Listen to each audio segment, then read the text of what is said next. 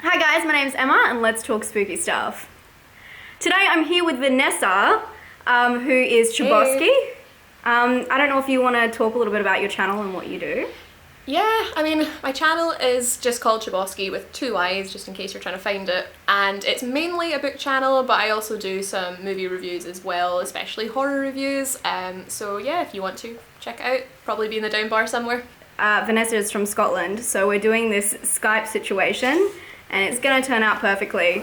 We're guessing right now. 100%. 100%. We'll see how we do. But pretty much the idea of today's video is I really wanted to delve into film with a lot more detail than I normally do, and Vanessa and I have been friends for a while. I'm going to call you my friend. Vanessa, you're my mate.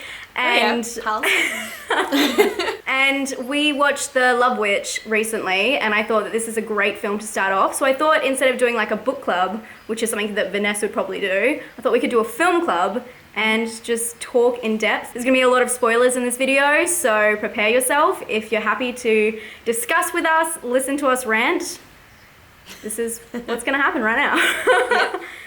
So I would explain the film as a story about a woman who is a witch, and she goes into this small town and kind of takes it by storm and starts putting her spell on some unsuspecting men and kind of terrorizes them, to be honest, but in her own like beautiful way, because she's hot as fuck. Yeah, she's so like she gets away with murder, literally. Properly stunning. I think I spent most of the film just staring at her face, just like... Me too. Just couldn't help Lana myself. Del Rey. Did you think Lana Del Rey like the whole time? I think I saw someone actually mention, I think someone reviewed it on Letterboxd and said, oh, this is if Lana Del Rey decided to quit the music industry and become a witch. And I was like, yes, 100%. And I'm so okay with that. So good. Yeah, I am very okay with that. So is that how you would describe it? What do you... Yeah, I mean, like, it's... I was trying to work out what genre I thought it was, because I wasn't really sure, because I guess it's marketed as a horror, but it's not particularly scary. So I guess if people are looking for a film that's actually going to scare them, this is probably not the one. I would say it's like more of like a stylized horror, but definitely it is about a woman who is a witch and is just so desperate for love that she will do absolutely anything to get it, no matter what the consequences are. And I love stuff like that. I really do. Yeah. I love like stalker movies and all that kind of stuff. Like I'm really into stalker movies. So Same. stalker movies and witches together, perfect. I don't know what that says about us. It's like stalker movies. Love. I love a good stalker movie. Basic first question, Vanessa, did you like the film?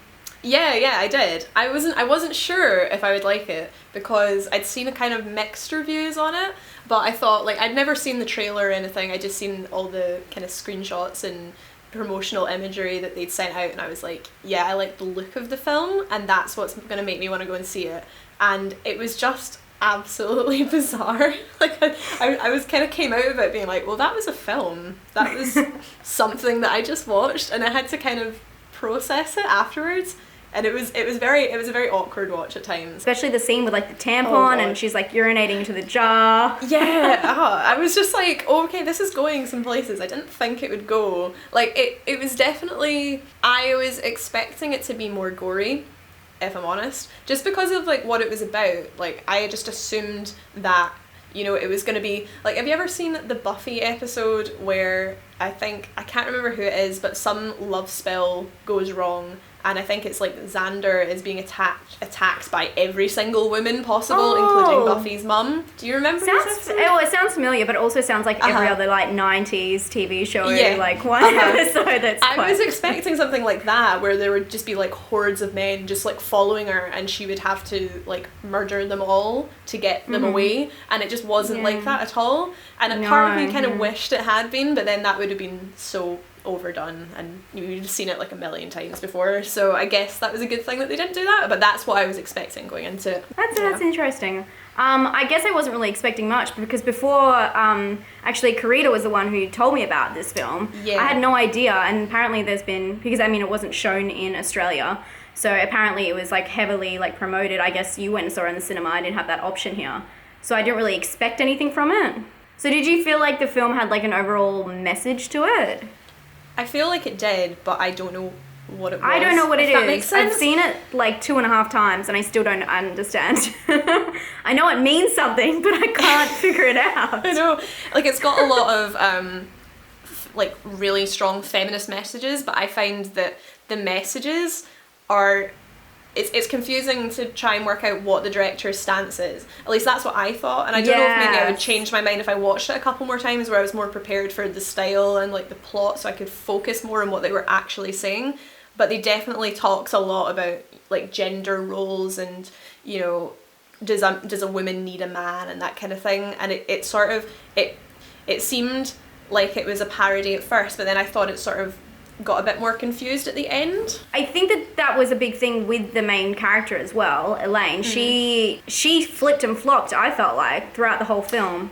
Because at one point she'll be like, I don't need a man, and then she'll be like, all I need is love, is everything, and that's all I need. And then she'll, as soon as she found out that towards the end where the cop found out what she did with that girl's husband, she went bad again, and she's like, well, I can do whatever I want, like, whatever, I was a bad girl, whatever. It's bizarre, but I think that that's a really good message because, and I know that a lot of people who are watching this are probably gonna like thumbs down this video because I'm talking about feminism, and I know it's not a thing online. That's but like hear us out here. We're not trying to be, we're not trying to be like third wave fucking bullshit right now. We're just trying to have a conversation about what's actually in the film.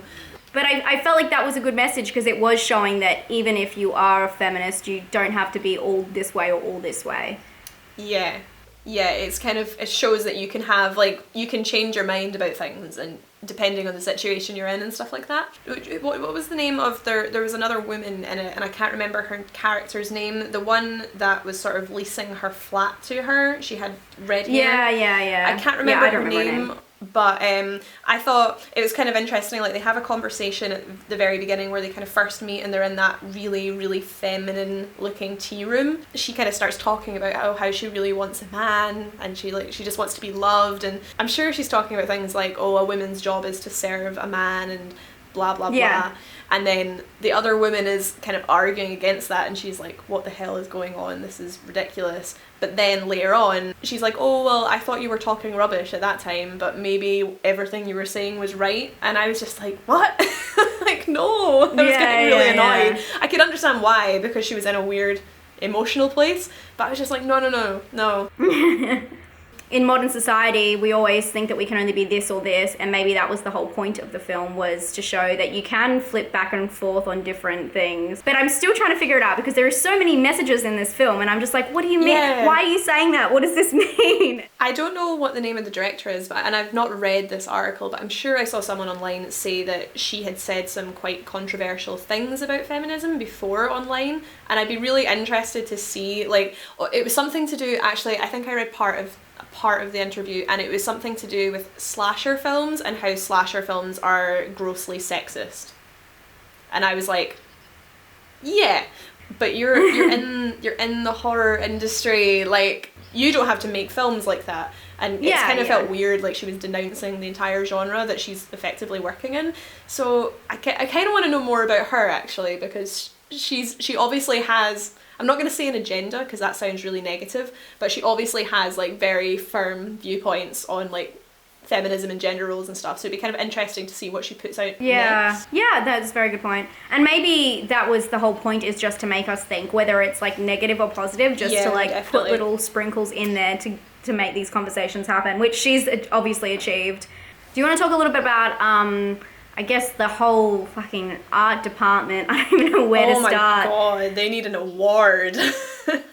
Yeah, oh my god, it's beautiful though. And even the way it's shot, like the cameras they use, the blocking, the storyline, the way it travels, like transition sequences, it's so old school. And I didn't even realize, like for a while, I actually thought it was based in, what is it, the 60s? It must be, 50s The 60s, I think it's the 60s because of the eye makeup and everything, yeah. Yeah, but you see it with a phone. Yeah, and the cars are super modern and stuff. It's bizarre. I really want to know what the thought process was behind setting it in the modern day but having the stylistic kind of element to it. And even like dialogue, everything was so like, it's insane. Yeah. I wonder how I would feel about this film, given I really do like the storyline, but if they took that aspect away, it'd be completely different. I personally think it would lose a lot if they took it away, because I thought that although the storyline was good, I felt that it could have been a little bit stronger, and I think that the whole visual element of it really held it up and kept your attention, especially when you had those scenes that were a bit surreal and you just didn't know what was going on, and especially when she was like when she was giving the love potions to people, and you get that kind of, what, I don't know what it's called, it's like, you know when you look through a tube and you can turn it and you have all the different colours. Oh, like and a patterns. kaleidoscope? A kaleidoscope, yeah. It had a real kind of kaleidoscope element to it, like when they were under her influence, and that is super, super 60s, and I feel like if that would have looked so out of place if it hadn't already had the style. Yeah, they can't really pull off those like practical effects without it looking really cheesy anymore. And I think as well, it's like the dialogue wouldn't have fit a modern looking film as well. Oh yeah, especially the cop. My god. Oh god, yeah, he was absolutely hilarious. It was literally like he was channeling like a old school cop, and the kind of way people interact, and they kind of talked like that. And and it was just like really, really strange. And then Elaine speaks in this proper like kind of little girly voice like that, and she's kind of she's not got loads of emotion in her face, but for some reason it works. She is so well casted. She was perfect. She really looks like she could have been from a film in that time. Like, not even without the makeup. Like, she just has one of those really classic faces, I think, that just is absolutely perfect. And she hasn't done much other things either. Yeah, I looked and I think she's done something like 3 films, and one of them was like another kind of quite generic looking horror film. I wonder where they found her, because I thought she was like absolutely perfect for it. Yeah, and it's not like she can be really typecast in that role, because there's not many roles to play like a witch in like the 60s. It doesn't really happen, except if they did like another reboot of like Bewitched or whatever. I do think that there was parts of the film as well that they took almost like a comedic approach, I guess, like with things like when they entered a phone, like they didn't need to do like put mobiles in there, but also the fact when she moves into the house, she brings like 2 suitcases.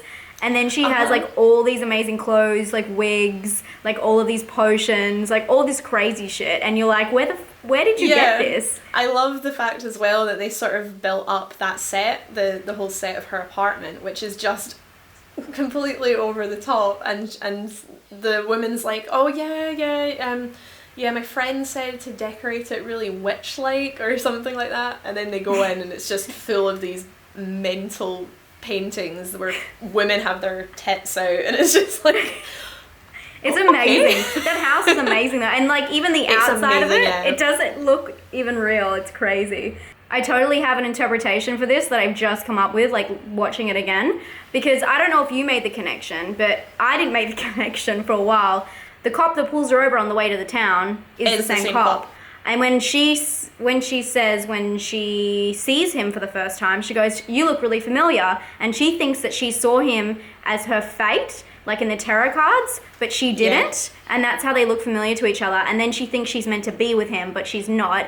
And he actually is the strongest male in, I guess, you know, he's so strong as a man that he doesn't let love overturn him. And he says this, they have some like internal dialogue scene. Loved the internal dialogue scene. When they're like having that mock wedding and she's like, I love love, and he's just like, oh, women like just want to drive you to the end and rah, rah, rah. And but then he was also falling in love with her, which was a weird element of that. It was, but like, I don't know if he was, to be honest. I think that... Well, maybe not love, but enough to punch his partner in the face, which, incidentally, is my favourite scene in the whole film, because it was so funny. It had, like, one of those comedy, like, sound effects. And you're like, you're out of order. And I was like, oh my god. I think everyone in the cinema laughed at that point. I guess he wasn't in love with her, but he was obviously into her enough that he would do that, and that he would be really brooding about the fact that she was obviously guilty. He did say during that wedding scene, in the internal dialogue, he said that, sure, like I want to get married one day, blah, blah, blah, but I can never get too close to a woman, so I don't actually think that he opened himself up. And because she even went away and she did like that whole fucking hocus pocus thing where she was getting like, all the other witches were helping her like bind them, and obviously it didn't work. So I think that she finally like met her match, and that's kind of that's how I saw it anyway. And I didn't really think about all that. I really didn't even put it together that was him at the start, but it made sense. That was really stupid that I didn't put it together. Also, besides the whole feminist thing, there was this really strange scene in the film where she, what you assume, she goes and like masturbates in bed, and she's hearing all these men's voices talk to her. And first off, it sounds like her ex-husband is like emotionally abusing her, and she's like recounting it and getting off on it. And then it's like her father says something like, you can hear her say like, oh, like something about how she's like a worthless, I don't know, something like that. Yeah. It was interesting because the whole thing is about male acceptance, but then also she was like getting off on the whole fact. It was like it was like this taboo, controversial thing in her life, and she was obsessed about it. I don't know. I didn't really pick that up before what was happening. Yeah. And it's a strange scene that they put in there.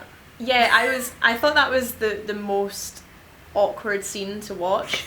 Not because of like what she was doing or anything, but just because of all the voices and things. And I kind of actually forgot about that it was like people essentially abusing her. I don't know, I feel a bit conflicted about that message, because it's kind of like, what's the filmmaker trying to say there? Is she trying to say that it's okay to get off on like really like kind of abuse? Like, is that what she's trying to say, or what? It's like, I feel like with this film you really need to like watch interviews with the director or something and hear her talk about what she was trying to do, because it's sometimes you watch films and they've got a really obvious message, and this one just didn't. Like, you think you get it, and then something like that happens, and you're like, oh, right, maybe it's the complete opposite of what I was looking at, or maybe it's completely, she's just messing with this and it's down to interpretation or something.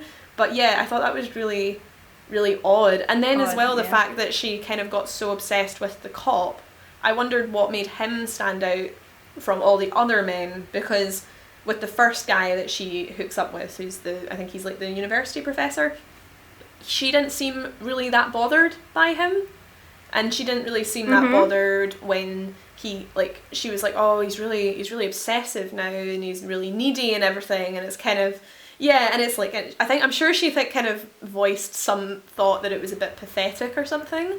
That seems really opposite to everything else she'd said about wanting love and wanting to serve a man and everything, when she literally had that option. Do you have anything else that you wanna? No, I think pretty much covered everything that I was thinking about. It was just, it was a really strange film. It's not something you see every day, so it was kind of a treat in that way, that you were seeing something completely wacky and different. I just wish that there had been more murder and violence in it. I don't know what that says about me, but I was just like, oh, they could have gone so far with this. Yeah, they like, could have. Very true. Really sweet and girly, and then just gone mental at the end, and it didn't quite get where I wanted it to go.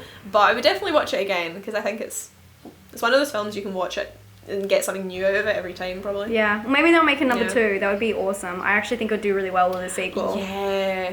Like what happens after that ending, because it was definitely a bit of, and especially like the friend who discovered that she'd essentially driven her husband to his death. It's like, I want to see her back, because she was awesome. Best. I loved her character. She was really good. She was the best. She was kind of like how I would have felt in that situation a wee bit. Like, I would have probably been her, and I really want to see her again. Yeah. She's awesome. Yeah. Well, I love the film, and I'm just going to give it a score out of 10. I would say it's a 9. I fucking love this film. It's one of my favourite films I've seen this year. What do you think, Vanessa? I gave it, what did I give it? I think I gave it a 3.5, so that's like a 7 out of 10. Because I always rate things in 5s. I always compare it to other things that I've rated in that month that I've watched it, and there was films that I've seen that I preferred, like, definitely, but I think it was so unique. Like, it's one of the few that I watched in the month that's actually stayed in my head. I'm still thinking about it, so that's the sign of a good film to me. Yeah. Well, I hope you guys enjoyed this video. Vanessa, thank you for joining me. Thanks for having me. And if you guys like this video, make sure to give it a thumbs up. Check out Vanessa's channel down below.